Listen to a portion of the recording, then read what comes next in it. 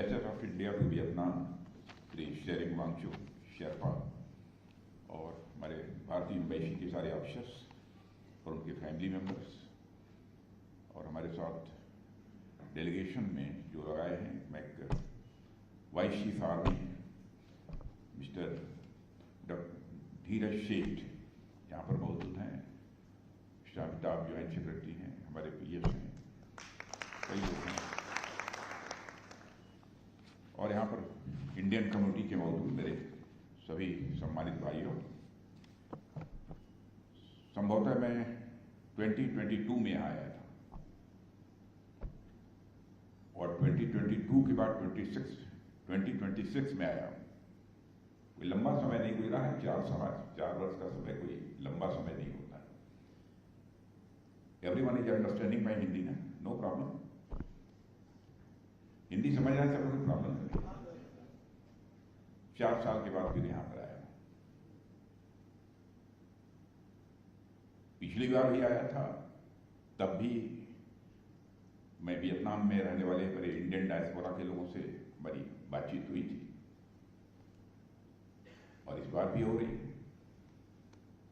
और आपने देखा कि हमारे एम्बेसडर शेरपा जी अब खड़े हुए तो उन्होंने मेरी बहुत प्रशंसा कर दी कि मैं इंडियन पॉलिटिक्स का बहुत सीनियर हूँ, ये हूँ, वो हूँ, मेरा ये स्टेचर है।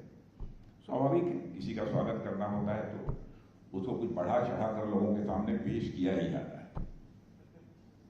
लेकिन हर इंसान को इस बात को ध्यान में रखना चाहिए कि मनुष्य कभी पोस्ट के कारण बड़ा नहीं होता है। मनुष्य अपनी जिंदगी में बड़ा होता है तो अपनी डीड्स के कारण बड़ा होता है, अपने कर्मों के कारण बड़ा होता है, कृत्यों के कारण बड़ा होता है। इस बात को बराबर हर व्यक्ति को ध्यान रखना है। पद के कारण बड़ा नहीं हो सकता, अपनी कृतियों के कारण, डीड्स के कारण ही बड़ा हो सकता है। और जिंदगी में बराबर इस बात का ध्यान राजनीतिक क्षेत्र में रहते हुए भी रखा है मैंने।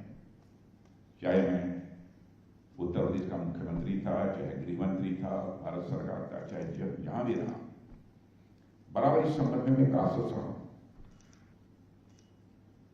होता यह है कि जब कभी अहंकार व्यक्ति को पैदा होता है, अब आप ये कहेंगे इन सब सारी चीजों की चर्चा यहां करने का क्या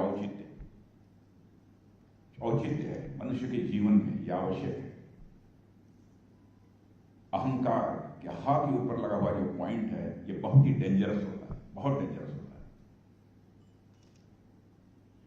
किसी भी नंबर के पहले ये पॉइंट लगा दीजिए, उसकी वैल्यू कम हो जाएगी। 1 के पहले ये पॉइंट लगा दीजिए तो उसकी वैल्यू 0.1 की 1/10 हो जाएगी। वैसे ही अहंकार जिसके अंदर भी पैदा हुआ, जितनी उसकी वैल्यू है उससे लोगों की नजरों में उसकी वैल्यू कम हो जाएगी। इसलिए मनुष्य को जिंदगी में बराबर ध्यान रखना चाहिए। मित्रों, वियतनाम का जहां तक सवाल है, मैं जानता हूं कि वियतनाम साइज में कोई बहुत बड़ा नहीं है, पॉपुलेशन में कोई बड़ा नहीं है, लेकिन मैं इतना विश्वास के साथ कह सकता हूं कि पोटेंशियल में वियतनाम एक अपनी हैसियत रखता है, वियतनाम अपनी ताकत रखता है। और वियतनाम में हमारे इंडियन डायस्पोरा के जो लोग हैं, मैं यही कहूंगा कि बराबर अपनी क्रेडिबिलिटी बनाकर रखिए, अपनी साख बनाकर रखिए। यदि आपकी क्रेडिबिलिटी पर क्वेश्चन मार्क लगेगा तो मैं समझता हूं पूरे भारत की क्रेडिबिलिटी पर क्वेश्चन मार्क लगेगा। और मुझे खुशी है यहां के वियतनाम के जो सिटीजन्स हैं, उनके मन में भी आपके प्रति सम्मान है, आपके प्रति विश्वास है। भारत और वियतनाम के जो आज रिलेशंस इतने अच्छे हुए हैं,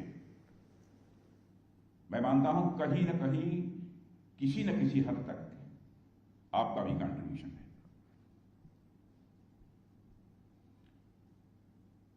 जहां तक भारत का प्रश्न है, आप लोग बराबर समाचार पत्रों में खबरें सुनते ही होंगे, आप सबको जानकारी होगी ही।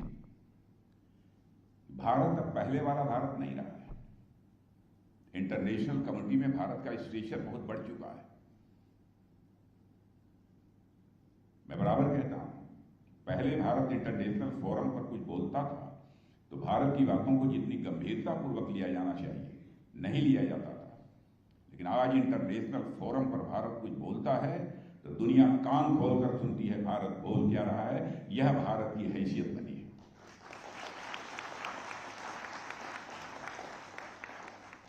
और हमारे भारत के प्रधानमंत्री को 31 कंट्रीज ने अपने देश का सर्वोच्च सम्मान दिया है।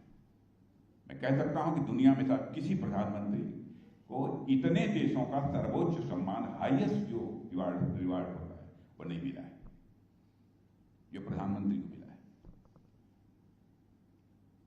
इसीलिए मैं कह रहा हूं कि भारत का स्टेशन दुनिया में बड़ा है और सबसे लंबे समय तक भारत की सेवा करने वाले प्रधानमंत्री जब बनिए हमारे मोदी जी बन गए और इतने लंबे समय तक पब्लिक लाइफ में रहने के बावजूद मैं कह सकता हूं कि उनकी एक्सेप्टेंस में और उनकी पॉपुलैरिटी में किसी भी प्रकार की कोई कमी नहीं आई है। 12 साल पहले जैसी थी वैसी आज बनी हुई है, बल्कि पहले से पॉपुलर हुए हैं। प्रायः होता है कि लंबे समय तक यदि गवर्नमेंट रहती है तो एंटी इनकम्बेंसी फैक्टर एक बहुत इंपॉर्टेंट फैक्टर होता है, लोगों को अनपॉपुलर बना देता है। लेकिन उसका प्रभाव हमारी गवर्नमेंट पर अभी देखने को नहीं मिला है। आप कहेंगे ये कौन सा पैरामीटर है जिस आधार पर आप ये बात कह रहे हैं। आपने देखा होगा कि हाल में ही 2 बड़े स्टेट्स वेस्ट बंगाल और असम के चुनाव हुए। वेस्ट बंगाल, असम दोनों में भारतीय जनता पार्टी में क्लियर मेजॉरिटी नहीं, बहुत ह्यूज मेजॉरिटी हासिल करके गवर्नमेंट बनाई है। और वेस्ट बंगाल में तो कोई कल्पना भी नहीं कर सकता था कि हमारी गवर्नमेंट, हमारी प्राइम मिनिस्टर की पॉपुलैरिटी का यह परिणाम है। और जो कोई भी ये हमारी अचीवमेंट्स हैं वो फेयर इलेक्शंस के कारण है। ऐसा नहीं है कभी कभी लोग फाउल गेम खेलते हैं। फाउल गेम खेलने में भारत का कभी विश्वास नहीं रहा है। और मित्रों, आपने यह भी देखा होगा कि जब से हमारी गवर्नमेंट आई है हर भारतीय के जीवन में एक सुधार देखने को आपको मिलेगा। आंकड़ों के माध्यम से भी, व्यक्तिगत धरातल पर जाकर देखेंगे, गांव में भी एक बहुत बड़ा सुधार लोगों के अंदर देखने को मिला है। यह हमारी गवर्नमेंट के परफॉर्मेंस के कारण ही संभव हुआ है। और हमारी सरकार के विकास के मॉडल को आज अर्थशास्त्री जितने इकोनॉमिस्ट हैं वह न्यू वेलफेयरिज्म यानी कल्याणकारी राजनीति का एक मॉडल मानते हैं। यह मैं समझता हूं कि छोटी अचीवमेंट नहीं है, बल्कि मेजर अचीवमेंट है। और ईज ऑफ लिविंग में बहुत तेजी से लोगों का सुधार हुआ है। 14 साल पहले गांव में रहने वाले लोग थे, उनके जो रहने का स्तर था, और आज उसमें आपको स्वाभाविक रूप से अंतर दिखाई देगा। सेल्फ रिलायंस बढ़ी है, इक्वालिटी बढ़ रही है, और तथा सोशल जस्टिस जो हर गांव में, हर गली में, हर गलियारे में होनी चाहिए, उसको भी हम लोगों ने इंश्योर किया है। वेलफेयर की कई स्कीम चलाई जा रही हैं। बहुत डिटेल में जाकर सारी स्कीम की मैं यहां पर चर्चा नहीं करना चाहूंगा, लेकिन मैं कह सकता हूं कि हमारी सरकार के 12 वर्ष जो रहे हैं, 12 वर्ष पूरे हुए हैं, वह गुड गवर्नेंस के 12 वर्ष नहीं है, बल्कि भारत के आत्मविश्वास, भारत के सेल्फ कॉन्फिडेंस और उसकी नई आशाओं और वैश्विक पहचान के पुनर्जागरण के यह 12 वर्ष है। और इन वर्षों में बदलाव सिर्फ योजनाओं और नीतियों तक ही सीमित नहीं रहा है, यह बल्कि देश की सोच और मानसिकता में यह बदलाव आया है। और साथियों, जिस समय मोदी जी ने 2014 में प्रधानमंत्री के रूप में शपथ ली थी, उनकी गवर्नमेंट में मंत्रियों ने शपथ ली थी, उस समय शायद किसी ने कल्पना नहीं की होगी आने वाला डिकेड भारत के इतिहास का सबसे ट्रांसफॉर्मेटिव डिकेड होगा। लेकिन आज सभी लोग स्वीकार करते हैं यह जो डिकेड गुजरा है लगभग 10 साल 10+2 का, वह बहुत ही रिफॉर्मेटिव रहा है। तो सभी सच्चाई को स्वीकार करते हैं। और आज का भारत, मैं कह सकता हूं, पहले के भारत से कुछ अलग है। हम ऐसे अपने ट्रेडिशंस और कल्चर को लेकर नहीं कह रहे हैं कि अलग है। गवर्नेंस के मामले में पहले के भारत में आज के भारत में आपको अंतर देखने को मिलेगा। अब आज हमारी गवर्नमेंट के रहते हुए भारत सेमीकंडक्टर के क्षेत्र में भी तेजी से आगे बढ़ रहा है। आज के कुछ वर्षों पहले सेमीकंडक्टर के बारे में भारत में कोई सोचता भी नहीं था, कि आज सोचता भी था कि यह सिलसिला शुरू होगा, लेकिन सारी दुनिया में भारत सेमीकंडक्टर के मामले में अपनी हैसियत बना लेगा, यह कोई कल्पना नहीं करता था। और प्रधानमंत्री जी ने देश से वादा किया था कि 2025 के अंत तक made in India semiconductor chip बाजार में आएगी। और मैं कह सकता हूं, इस वादे को पूरा करते हुए सेमीकॉन इंडिया 2025 के सम्मेलन में भारत में विकसित विक्रम 32 बिट प्रोसेसर चिप प्रधानमंत्री मोदी जी को भेंट की गई है। जो कहा है उसको किया है। और यह केवल टेक्नोलॉजिकल एडवांसमेंट की कहानी नहीं है, यह उस नए भारत की कहानी है जिसने ठान लिया है जब अब भारत कोई अवसर खोएगा नहीं, बल्कि हर अवसर को भारत के सुनहरे भविष्य में, गोल्डन फ्यूचर में बदलकर ही दम लेगा। यह है भारत की ताकत।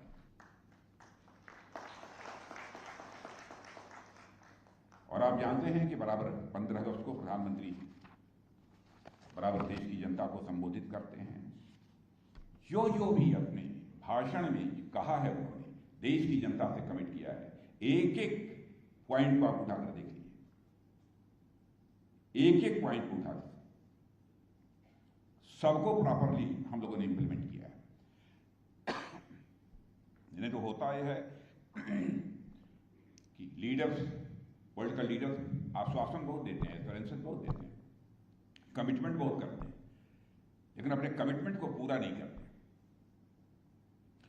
और यह कहा गया है कि किसी को आपने देखा होगा ना कि जो बहुत इधर उधर की बात करता है, कभी झूठ बोलता है, कभी सच बोलता है, लोगों को गुमराह करता है, लोग कहते हैं नेताजी हैं।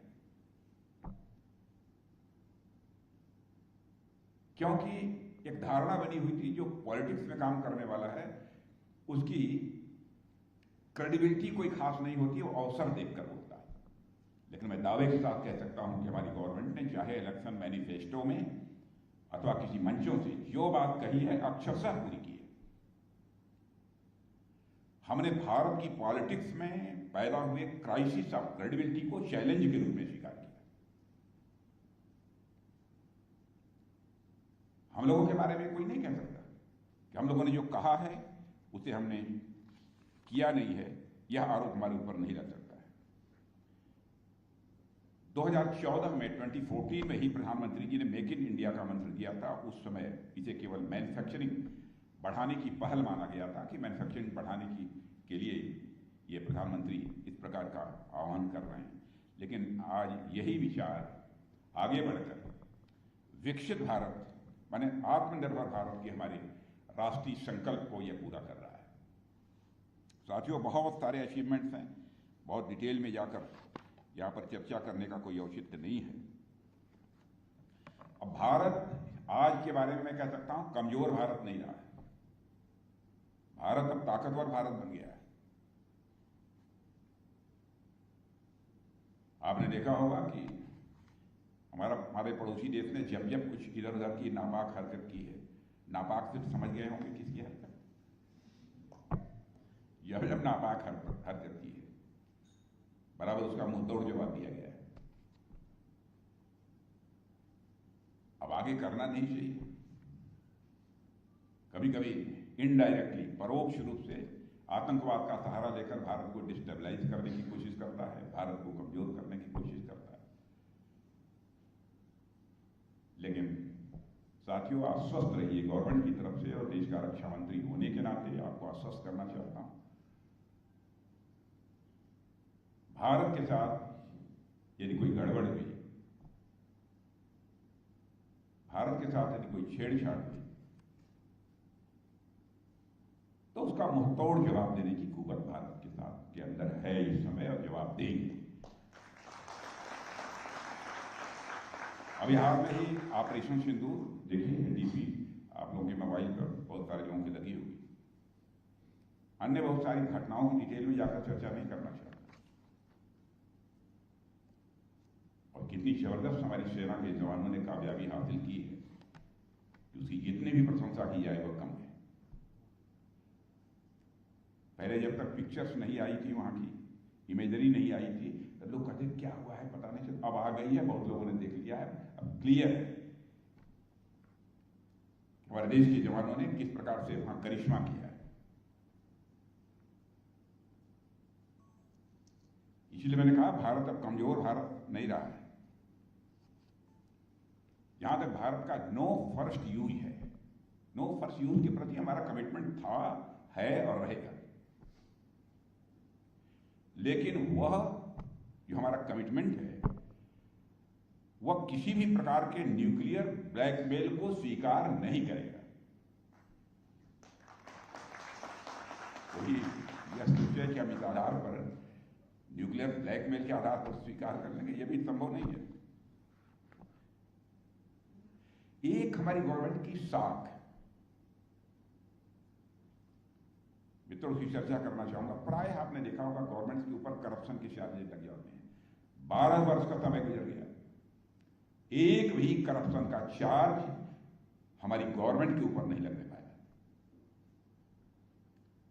आप कोई कल्पना भी नहीं कर सकता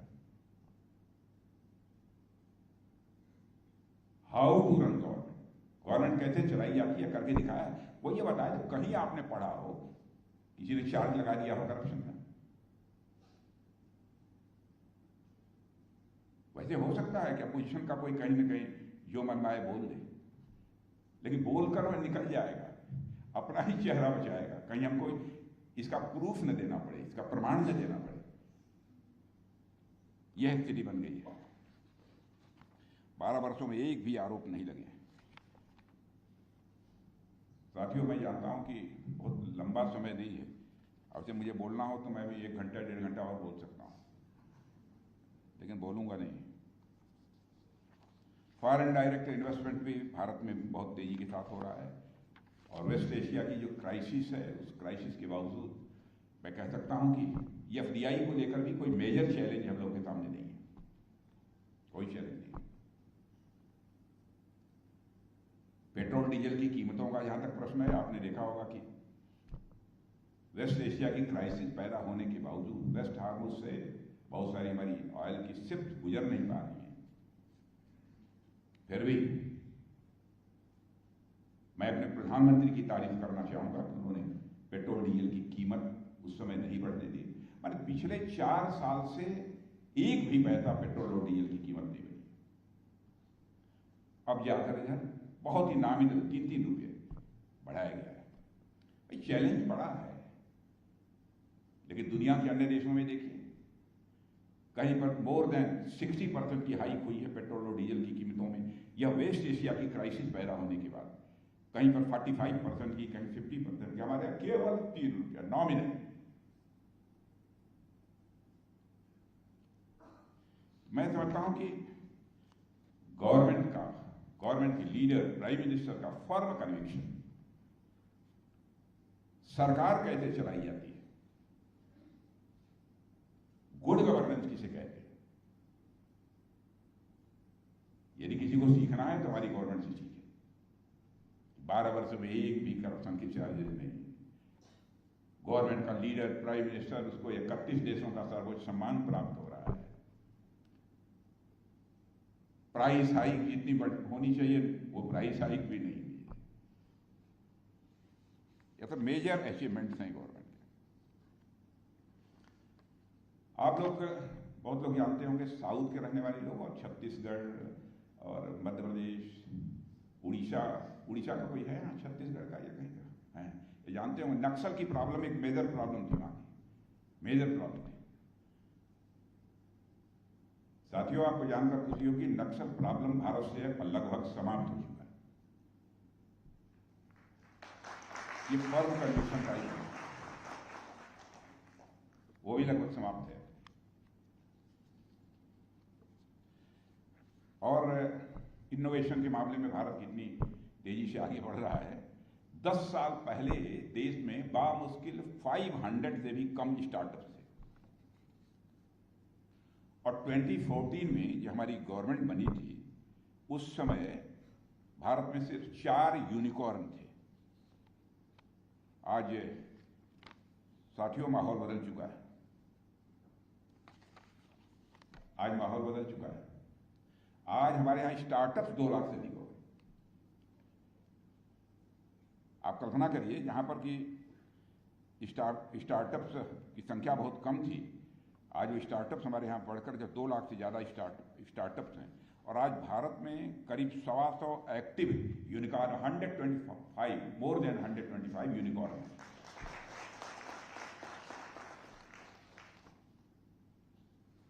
ये सब मैं समझता हूँ कि किसी भी गवर्नमेंट के लिए इतनी जल्दी कम समय में 10-12 वर्षों में और इस टारगेट को अचीव करना यह कोई सामान्य बात नहीं होती है। डिफेंस सेक्टर का जहाँ तक प्रश्न है, पहले हम सब सारे वेपन्स और बहुत सारी चीज़ें, एमिनिशंस वगैरह सब दुनिया के दूसरे देशों से हम लोग बराबर इंपोर्ट करते थे। अब हम लोगों ने एक्सपोर्ट भी करना शुरू कर दिया है। और मैं आपको बताना चाहता हूँ कि आज के 12 साल पहले हमारा एक्सपोर्ट जो हुआ करता था वो 46,000 करोड़ यही था ना। अब कुछ ही दिनों में आपको खबर मिल जाएगी, अभी तक तो 1,54,000 करोड़ इतना तो इस समय है। बहुत ही जल्दी आपको खबर मिल जाएगी कि भारत का एक्सपोर्ट 46,000 से बढ़कर 1,75,000 करोड़ हो गया।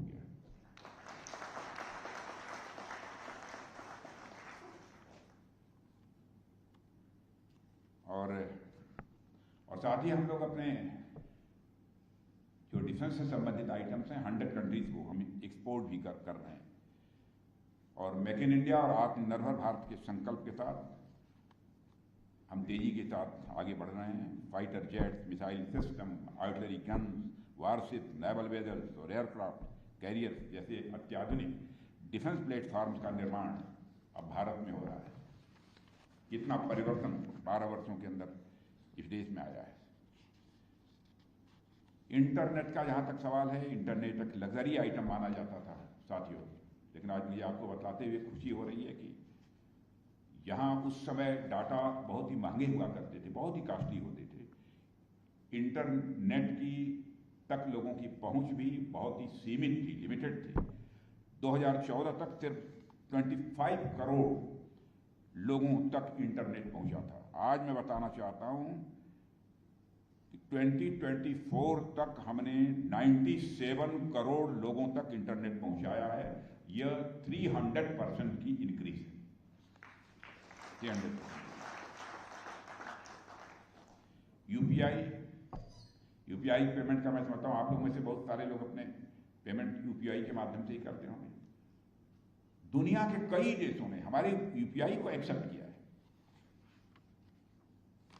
माने भारत धीरे धीरे लीडरशिप की भूमिका में पहुंच रहा है। हमारा इलेक्ट्रॉनिक प्रोडक्शन भी 6 टाइम्स बढ़ गया है। और कई ऐसे मेजर अचीवमेंट्स हैं, मैं डिटेल में नहीं जाना चाहता। और साथियों, मैं इतना ही कहना चाहूंगा आप सब लोगों से, केवल हमारी सरकार बार बार पॉलिटिकल स्टेटमेंट्स ही नहीं देती है, बल्कि गवर्नेंस की क्लियर पॉलिसी गाइडलाइन समय समय पर देश की जनता को इससे भी अवगत कराती रहती है। इसलिए इस अवसर पर बहुत कुछ ज़्यादा अब इससे न कहते हुए मैं वियतनाम सरकार के प्रति भी अपना आभार व्यक्त करना चाहता हूँ। उन्होंने बराबर यहाँ की सरकार में हमारे इंडियन डायस्पोरा के लोगों का भी ख्याल रखा है। इसलिए मैं फिर से यहाँ की लीडरशिप और यहाँ की गवर्नमेंट के प्रति भी आभार व्यक्त करता हूँ। और मैं आप सबको भी, वैसे जाते होंगे आप सब भारत, लेकिन भारत आने का इन्विटेशन देता हूँ। जो न गए हों 12-14 वर्षों में, आप भारत आइए, एक बार भारत को देखिए, हमारे नए एयरपोर्ट्स को देखिए।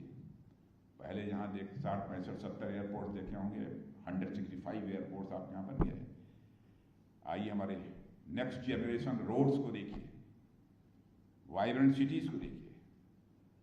और मैं कह सकता हूं कि जो न गए हों इधर हाल फिलहाल, उनसे यह भी कहना चाहता हूं, यदि यहाँ बिजनेस कर रहे हों तो आइए, भारत की मार्केट आपका इंतजार कर रही है।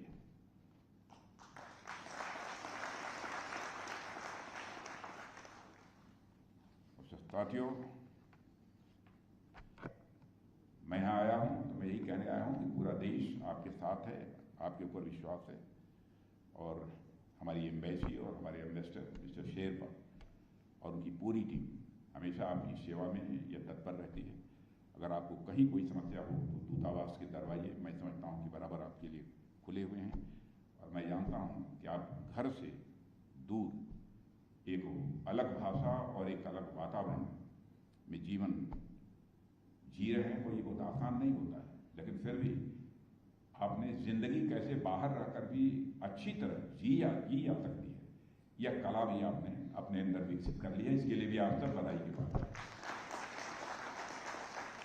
मित्रों, इस अवसर पर इससे ज़्यादा कुछ न कहते हुए मैं पुनः आप सबको अपनी तरफ से धन्यवाद देता हूँ।